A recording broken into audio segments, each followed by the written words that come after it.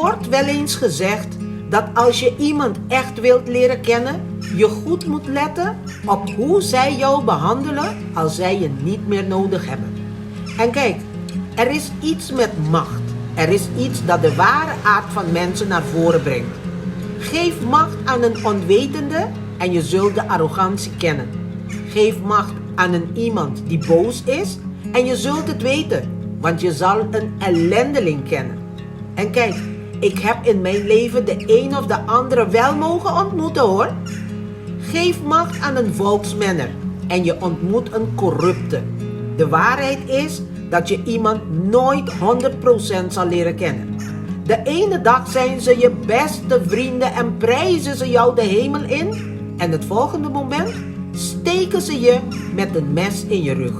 Maar alsjeblieft, als iemand negatief of slecht over mij praat, vraag hem eerst hoe vaak ik hem of haar wel heb geholpen.